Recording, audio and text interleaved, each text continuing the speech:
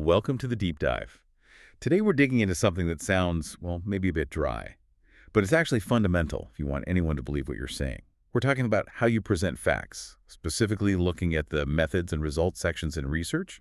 We've got some great insights from editors at a top journal. That's right. It might seem like just academic stuff, but Zhang and Jason D from the Academy of Management Journal point out these sections are absolutely critical. How reviewers, or really any audience, judge your work often comes down to this. It's not just what you found, it's how well you explain how you got there, the story behind the data. The story behind the data, I like that. Okay, so our mission today, let's unpack their 3 C's: completeness, clarity, and credibility. These seem key not just for research papers, but for, any report or presentation where you need people to trust your information. Let's start with methods, the foundation, right? And that first, completeness. What does complete really mean here? Well, completeness is basically showing your work, all of it. The hows, whats, and whys. So if you collected your own data, like surveys, you need to detail how you found people, the setting, any incentives. Think about that example where researchers even noted if supervisors and employees were interviewed separately. It's that level of detail. Okay, getting into the nitty-gritty. Exactly. And for existing data, archival stuff, you explain how you chose it, any data you lost or couldn't use, and crucially, how you made judgment calls in coding. The goal is transparency. Enough info so someone could, in theory, replicate what you did or at least fully understand it. Makes sense. But having all the details isn't enough if it's confusing. Which brings us to clarity. Where do people usually stumble here?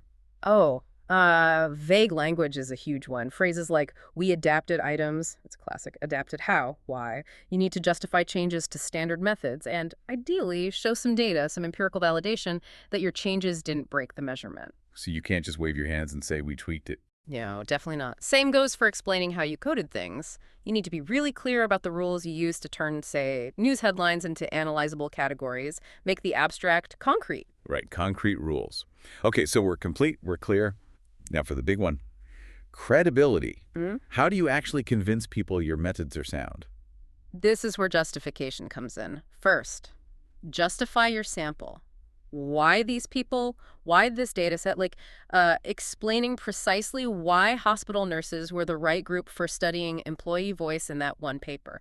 Connecting the sample directly to the research question. Exactly. And define your big ideas, your concepts, before you talk about how you measured them. Seems obvious, but it gets missed. Then, crucially, explain why you picked a specific way to measure something, especially if there were alternatives. And finally, justify your analysis choices. Don't just list control variables. Explain why they're needed.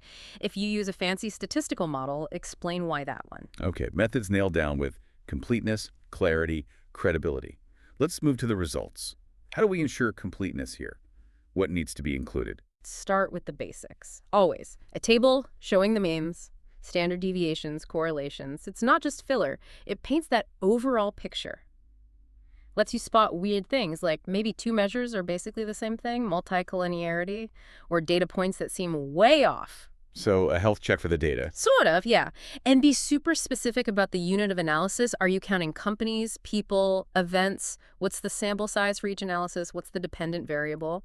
Especially if it changes between models, like distinguishing CEO turnover from director turnover, you have to label everything clearly. Got it. Now, clarity and results. How do we present findings without just overwhelming people with numbers? The absolute key is linking findings directly back to your hypotheses or questions. Use a clear structure, like hypothesis 1 suggested X, we found Y, therefore hypothesis 1 is supported or not supported.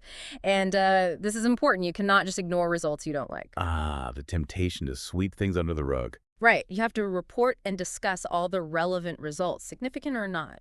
It builds trust. Oh, and keeping the order of your variables consistent across tables and text. That helps clarity immensely. Okay, final C for results. Credibility. How do we convince people the findings are real, that they matter? First, demonstrate your interpretations. Don't just say there's an interaction effect. Plot it. Show what it actually looks like. Make it visual. Second, tackle potential criticisms head-on, worried about cherry picking. Show robustness checks.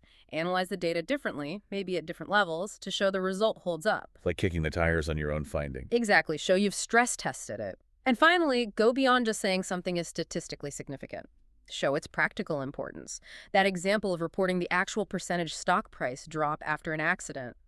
That makes the result tangible. It shows the real-world impact. Wow. Okay, so pulling this all together, these sections we might skim over, methods and results, they're actually where trust is built or broken.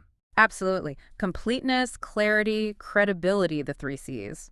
They aren't just academic hoops to jump through. They're really a blueprint for any kind of communication where you need to present facts convincingly and earn trust. It signals rigor.